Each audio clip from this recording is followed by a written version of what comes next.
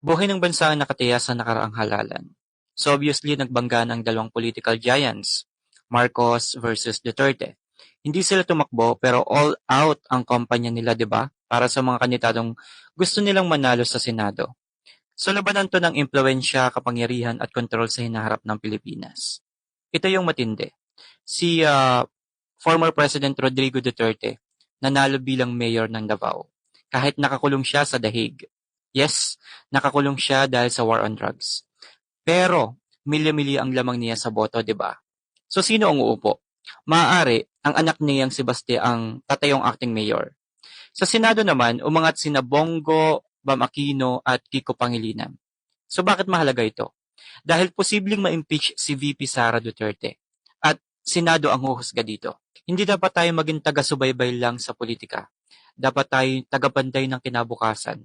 Magsuri, makialam, magtanong dahil bawat boto may epekto. Bawat katahimikan may kabayaran. So kung parang teleserye ang politika natin, tayo isang scriptwriter. At sana hindi tragedy ang ending.